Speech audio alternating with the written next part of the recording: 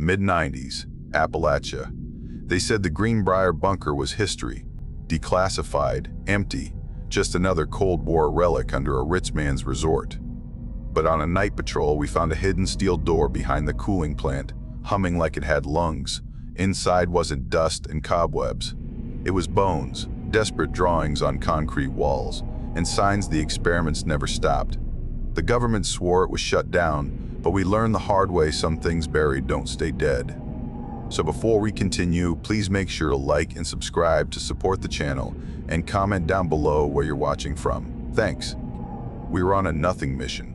Babysit a VIP event near that fancy old resort in West Virginia.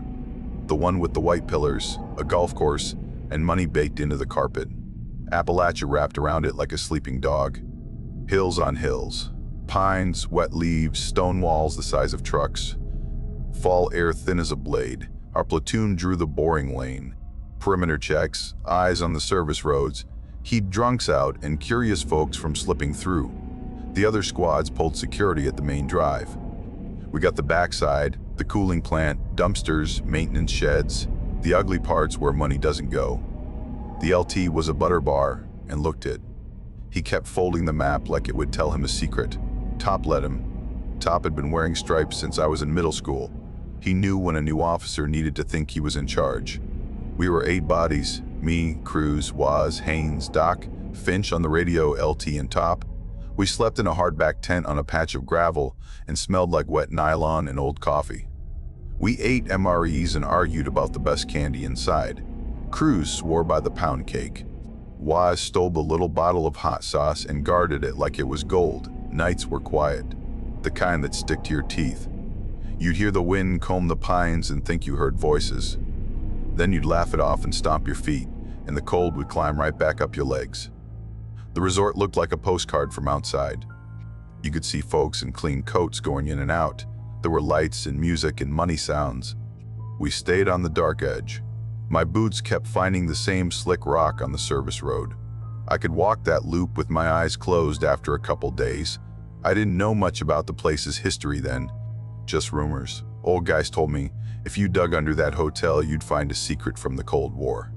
Some bunker built to hide rich folks in Congress if the world went sideways, a place with canned peaches stacked to the ceiling. They said it was declassified back in the 90s, part museum now, part ghost story. I shrugged it off. Government had a bunker in every mountain back then. That was their whole thing. Dig holes, hide in them. We were just there to keep the peace. Walk, check locks, drink bad coffee, walk again. That's the normal part, the calm part. That's how they get you. Life gets dull first, then it. The first weird thing was the air by the cooling plant. Cold as a cellar even when the sun hit. It was wrong cold. Like the heat fell straight through the ground and never came back. The plant hummed like a sleeping beast, and the chain link fence rattled with it. Behind the plant, an overgrown service drive ran along a brick wall with dead ivy and a line of brown water stains like old tears. We took that route because Finch swore the radio got better line of sight there. He was always swearing the radio needed line of sight, even when we were 2 steps from a repeater. He liked reasons, gave him control. I get that. There was a smell in that strip. Not the sour of garbage, not coolant. Something metallic, like a wet penny you can't get off your tongue. Haynes said it was the plant. Doc said it was mold. Cruz called it mountain breath and laughed. We laughed back. But the hair on my arms didn't. At night, you could hear a hum behind the hum. A thin one, like a transformer, except higher, except under your feet. The gravel vibrated in your boot soles if you stood still. Finch said that's cavitation, or some big word, and pretended it was nothing. The ivy shifted once when there was no wind, just a small ripple like a rat passing. We checked for varmints. Nothing. The wall had old warning placards bolted on at shoulder height. Faded paint. The kind of red that age eats. You could still make out triangles and the words restricted area, authorized personnel. That just meant we were supposed to be there more than some lost tourist, but it put a taste in my mouth anyway. There were stories. Locals we met on smoke breaks said the resort hid things. Tunnels for laundry, tunnels for the rich, tunnels under the tunnels. An old man showed us a newspaper clipping on his phone about the bunker under the Greenbrier. Project Greek Island, he said, like he was reading us a riddle. Built back in the late 1950s, early 1960s. Declassified years later. Tourists could walk through parts of it now. But not all of it, he added. He looked past us when he said that. Over our shoulders, at the trees. We joked about it. Top told a bad joke about Congress sleeping underground while folks up here keep the lights on. We laughed because you gotta. The radio crackled and died. Then it came back. Then it died again. Those nights I felt watched. Could be deer in the tree line or some hotel worker getting a smoke. Could be nothing. But it was there, just off to the side of my vision. Just beyond the green glow when I used my night vision. I told myself it was work, fatigue. The brain sees things when the body is cold. Then we found the door. It was behind the cooling plant. A service drive choked by knee-high weeds and a busted pallet. We walked it because the LT wanted to check every linear feature. He liked saying things like that, made him feel like he was in a manual. We pushed the weeds aside and there it was, a metal door welded shut. Big hinge pins like knuckles, paint blistered down to gray. 4 faded warning placards stacked crooked. A ventilation grate above the door hummed faint like a breathing thing. The grate had grease fingerprints in the dust, fresh ones. The kind you get when someone boosts themselves up to peer in, the way kids do at pool fences. Top tapped the door with his knuckle. It sounded dead and deep, like knocking on a vault. Waz found a hairline seam along the brick to the right. His glove came away black with old oil. LT said, probably maintenance. He always had a probably, he loved that word. The concrete by the threshold was stained in long, dark tongues, like oil had dribbled out and walked away. Over those stains were marks. Breadcrumb marks, that's what Cruz called them. Little chalk arrows and scratched initials, layered from different eras. Some were old and thin like they'd been washed and washed. Some were jagged and fresh enough to scrape your fingertip. A few pointed down, a few had question marks, like someone got confused halfway through. There were names scratched into the concrete wall beside the door, some with tallies next to them. 5 lines, then a slash over and over. A few small hands had done it. You could tell by the height, by the tremble in the lines. Near the bottom there was a drawing of a stick house with smoke and 3 stick people holding hands. Under it, a childish scrawl, "We are not alone." The letters fell into each other like they were running. Doc found a ragged blanket half buried under damp leaves by the wall. He tugged it up and gagged. A bone slid out. Not animal. You know the shape of a human arm bone when you've seen one. We all know it even if we pretend we don't. The end had teeth marks, small ones, too small. Old, LT said. Civil War old. Look at the blanket, Top said. That's not Civil War. The blanket had a modern tag. A contractor name stamped on it in stenciled ink. I won't say the name here. If you know, you know. People sue. People get weird. Let's just say it's the kind of name that shows up on shipping crates and invoices when the government needs something done and doesn't want to look at it. Finch handled the radio like a talisman. We should call this, he said. Call it how? The LT asked, squinting at his folded map like it was going to write a report for him. It's a sealed maintenance door, he added, already dismissing it. Probably an old vent. Doc dropped the bone back in the blanket like you put down a hot frying pan. Everyone did the same thing with their eyes. We looked away, at trees, at clouds, anywhere else. Top traced one of the fresh arrows with his glove. He didn't say it out loud, but he didn't believe the probably either. We marked the spot. We finished our loop. That night, none of us slept. The hum under the hum got louder in my head. Next day, Top came back to the door with a bolt cutter and a pry bar. He didn't ask. He didn't tell. He just handed me the pry bar and said, "We're opening this." Quietly. "Orders?" the LT asked, trying to keep his voice level. "Here's yours," Top said. "Help." We cut the small padlock on a rusted side latch that wasn't actually holding anything. It fell off like a scab. The welds on the main door were old and sloppy. Somebody had done them in a hurry. Cruz tapped the seams with a chisel and metal dust trickled like gray snow. The smell of old oil came up hard and sweet. That wet penny smell got stronger. The hum in the grate had a heartbeat in it now. Waz put his shoulder into the bar. The hinge groaned. Metal screamed so loud my teeth vibrated. The door moved an inch, then another. Then it opened like a mouth that didn't want to but had to. Cold air poured out, not outside cold, underground cold, the kind that eats sound. Our breath smoked, though it wasn't that kind of day. My skin prickled like static. Finch's radio flickered to hiss and then cleared and then hissed again. The tunnel sloped down. Concrete walls lined with old conduit and handrails. Bulbs in wire cages marched away and then gave up to dark. The first bulbs flickered, stale fluorescent, sickly yellow. Someone had stenciled arrows and numbers back in some other decade. Over that, newer arrows and paint marker. Over that, chalk. Every time the place changed hands, somebody marked it again. We stacked at the entrance like we always do. Habit saves you even when nothing else will. Top on point. Me behind. Cruz, Haynes, Waz, Doc, Finch with the radio, and LT trying to look like he wasn't behind everyone. Rifles low, lights tight. Night vision flipped up and down as the flickers messed with our eyes. It was quiet except for the drip. Somewhere down there, water dripped like a metronome, and the hum. Always that hum. It crawled up the handrail into my glove and sat there. Boots on old concrete. That sound, the tunnel swallowed it, made us small. Our lights found more names scratched into the wall. Tally marks counted days or meals or breaths. A little handprint in something like paint, but it wasn't paint. I won't think about what else it could have been. There were childish drawings. Stick figures with big eyes. A dog with too many legs. A sun drawn black. We passed a door with a glass porthole that had been painted over. The paint had scratches in it like nails from the inside. Top kept moving. Doc whispered a prayer he learned from his grandma. It sounded right in that place. The tunnel bent and opened into an airlock chamber. A round hatch sat crooked on big hinges, like someone had propped a jaw open. A generator sat in the corner under a tarp. It didn't look dead. It looked bored. A strip of cloth tied to a pipe moved a little, though there was no breeze. I watched it. It moved again. Past the airlock was a corridor with showers along one side. The tile had peeled off in fish scales. Rust had eaten the shower heads. A sign still clung crooked near the first drain. Decontamination. Remove clothing. Proceed to wash.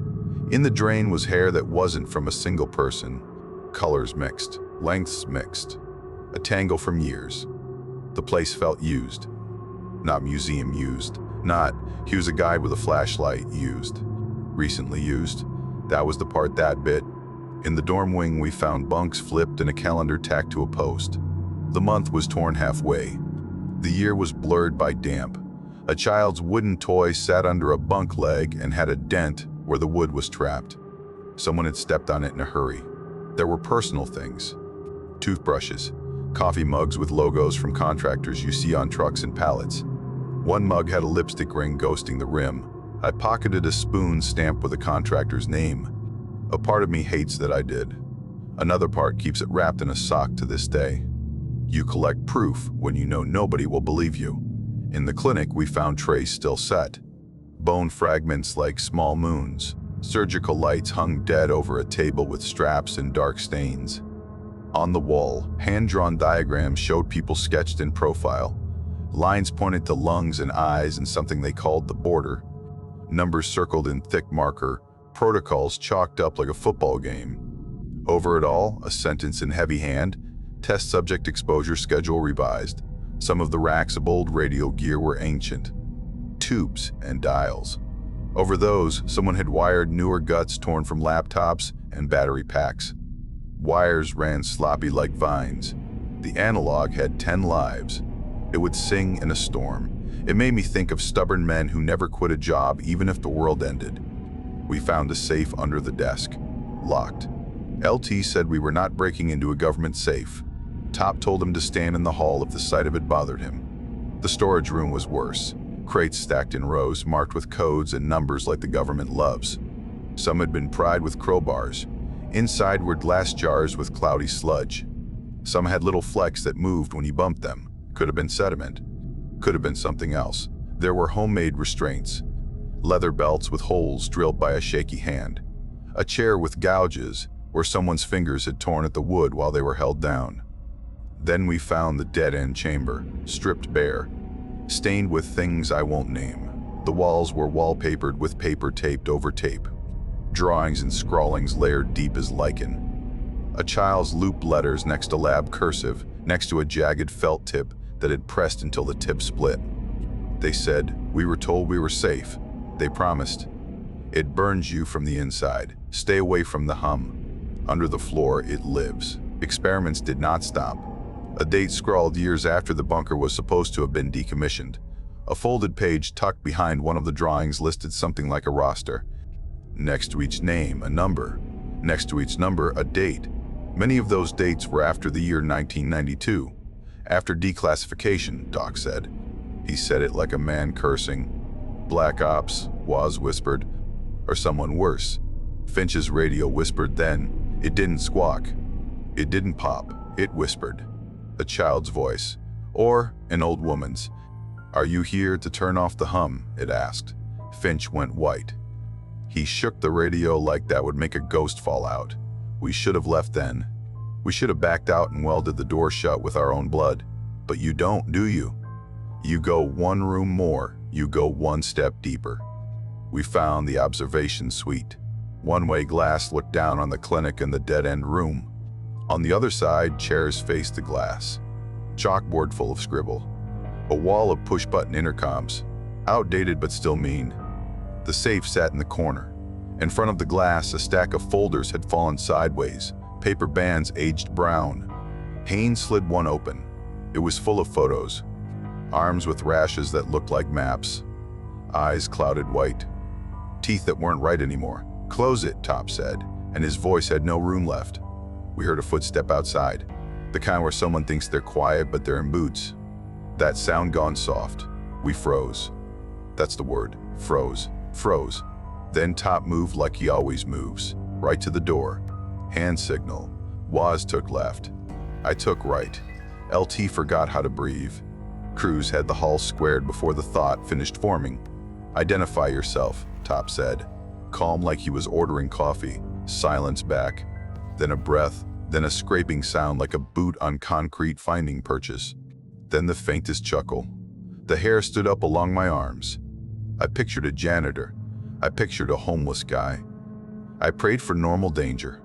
The man who stepped into the doorframe wore a security jacket from one of those companies that are not cops, but want you to think they are. Patch on his sleeve. Black ball cap with a logo that said nothing and everything. Gaunt face. Gray stubble on his jaw like frost. He held the pistol low, two hands, relaxed like he'd done it 1,000 times. His eyes were wrong. Not wild, tired. The tired you get when you haven't slept in a decade. "This ain't on the tour," he said. "We're leaving," Top said. "We'll leave you to your business." "You'll leave," the man said. "But not with anything." "We don't have anything," the LT said, too fast, too smooth. The man looked at the spoon in my cargo pocket like he could see through fabric. He glanced at the folders. He sniffed the air. "You stirred up the hum," he said. "Good job," Doc said. "We didn't touch any." The man raised his pistol and fired once into the ceiling. Concrete dust snowed on our shoulders. He didn't flinch. We didn't either. Training does some things right. "You listen now," the man said. "You'll get on your feet and walk out. You won't come back. You'll forget you saw this door. You'll forget your names for it. You'll go to a bar later and drink, and you'll talk about football. If you don't, if you try to be heroes, the hum will find you. The hum has a long reach. People think it's radiation, a pathogen, a ghost. It's none of those. It's a place under this place, and it has a mouth." "Who are you?" Finch asked. Stupid question. Brave question. Real question.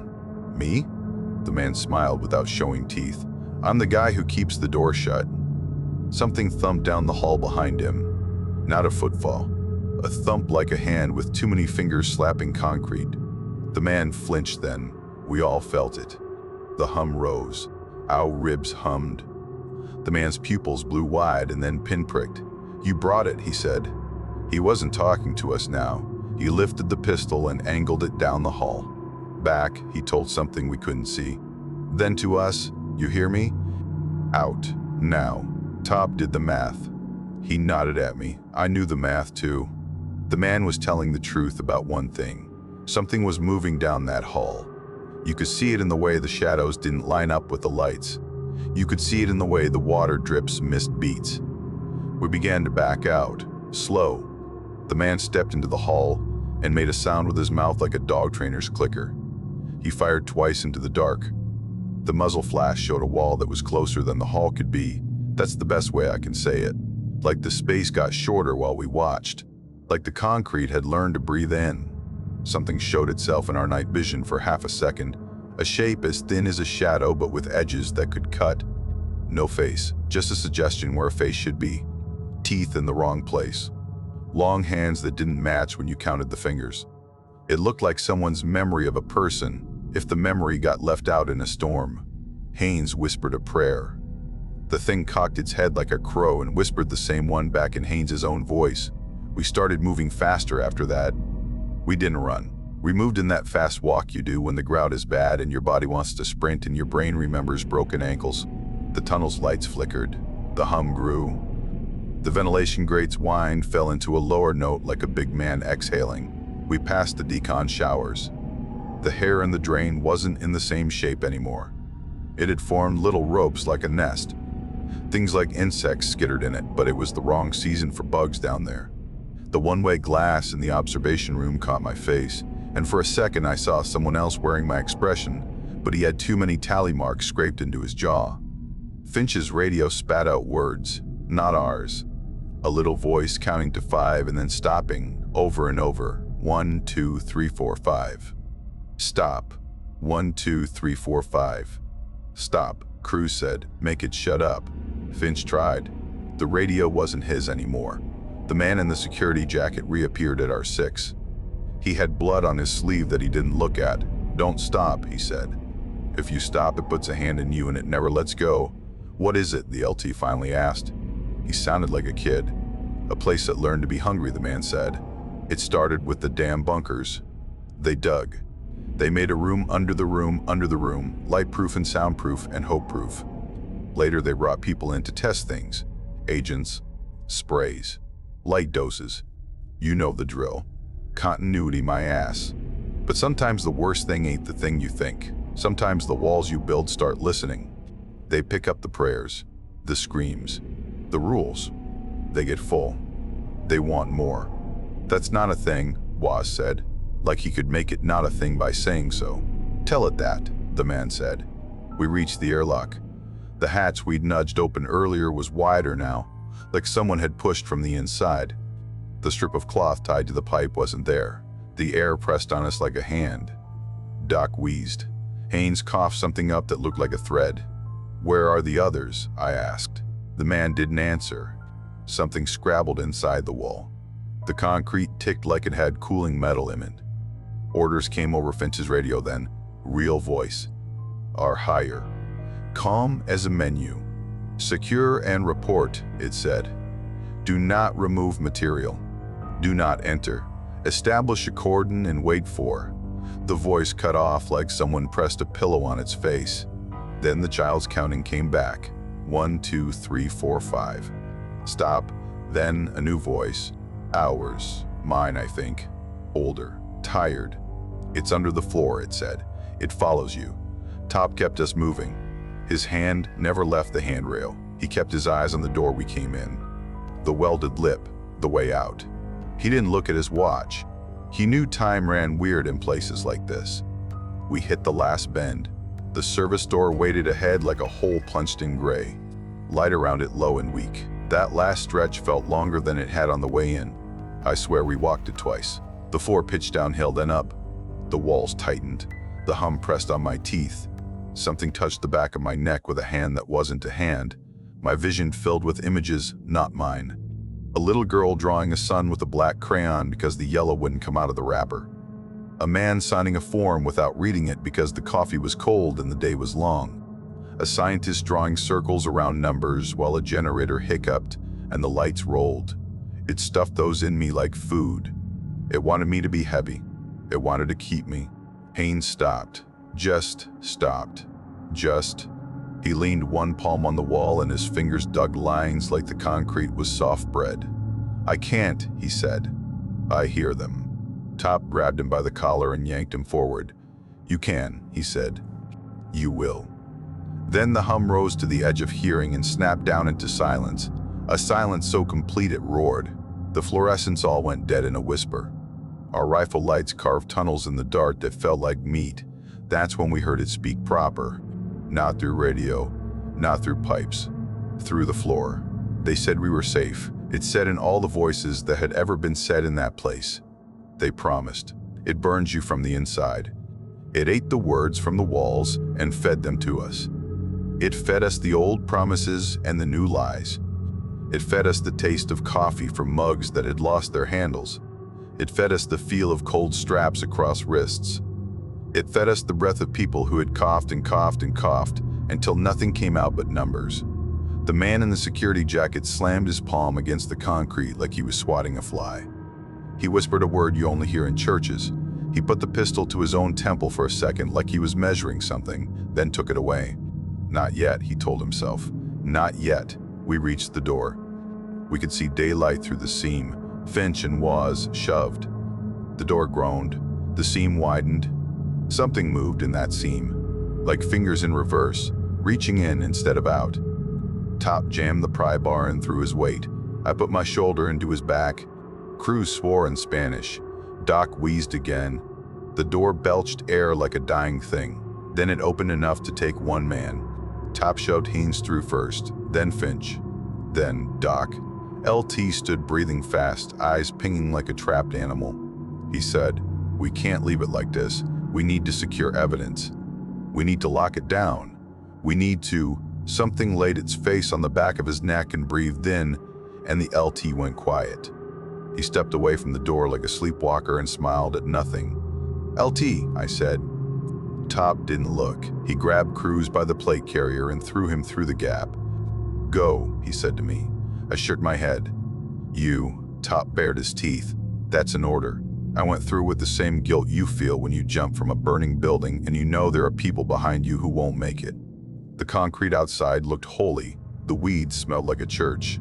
Finch dragged me down the service path, and I turned back because you always do. Top was in the gap. The man in the security jacket stood behind him in the tunnel with his pistol up and his eyes like dead planets. The LT stood between them, smiling like he was at a country club. "Close it," the man said. "Close it now." Top shoved the door. Waz shoved with him. The seam shrieked. Fingers in reverse pattered against steel like rain. The door slammed. The hum dropped to a whisper. The weeds trembled like something under the earth took a breath. The lock was useless. The weld was half cut. We looked at each other. Waz pulled a strand of wire from his pack and twisted the latch like a bad bandage. "That won't hold," he said. "It will for an hour," Top said. His voice was flat. "Maybe 2. LT, Doc asked. Top looked at the door and didn't answer. The man in the security jacket was on the other side of it now. Or not. Hard to say with men like that. Harder to say with places like that. We ran for the trucks. We didn't speak. We didn't have words. We loaded up fast. Finch tried the radio. It worked, then it didn't, then it worked again. He called higher. He told them we had an unsecured entry. He told them we needed engineering. He told them to bring torches and concrete and God if they had any. Orders came back like water through a straw. "Stay put," they said. "Establish a cordon. Do not enter. A team is en route." "Define team," Top said under his breath. We grabbed our demo bag because sometimes you don't wait for teams. We moved back to the service road. The weeds already looked different. Bent the wrong way. The air had that coin taste again. "Charges on the hinges," Top said. "Charges on the frame." We drop the door into the tunnel and fill it with whatever we can find. Rebar, stone, dirt. Then we call the county and tell them it's a sinkhole. Cruz laughed once. It sounded like a cough. "Roger that, Top," he said. We worked. Hands fast. No jokes now. Sweat cold as meltwater. Doc taped blasting caps with fingers that trembled. Waz checked the time fuse like he'd done it every day since he was born. Finch made the sign of the cross over the demolition bag. He isn't Catholic. He said it still felt right. We packed the charges. We knew the math. Not to bring the hotel down, just to ruin a door. just to bend steel like clay and make the hinges cry and warp the frame into a smile that never opens again. The door hummed while we worked. It hummed through our bones. It hummed like a lullaby sung by a drunk. It tried to pace our breathing. That's the part that sticks with me. It tried to teach us how to breathe in time with it, like it wanted to fit in our chests. We backed off to the safe distance we could pretend was safe. Top looked at me. I looked at him. He nodded. I sparked the fuse. The sound in that tight canyon of brick and ivy rattled my teeth. The door kicked and jumped like a live thing. Dust boiled out of the seam and made a cloud the color of old money. The hinge pins screamed like elk. The frame bent in just enough. The door slumped. We heard something inside the tunnel that wasn't an echo. It was a voice made of 1,000 voices saying the same word, no. It's the only time I've heard a place beg. We ran in, smoke sharp in the nose. We heaved. We kicked bent steel with boots until my toes went numb. We fetched a pallet jack and jammed it stupidly against the door like that would help even though the angle was wrong. We threw stones. We rolled a rusted boiler tank and wedged it like a cork. We went feral. We did caveman things to modern problems. The hum didn't stop, but it changed. It went thinner, farther, angrier. The floor under my feet felt like it thought about rising. Higher called back while we were in the middle of that. Their voice had more brass in it, a new voice. It said, you will hold position and wait. It said, do not damage government property. It said, this is above your pay grade. Top held the radio at arm's length and stared at it like it was a snake. Copy, he said. Then he clicked it off. Cruz found the folded page from the dead-end room in his pocket. None of us saw him take it. He held it like a ticket. He looked sick.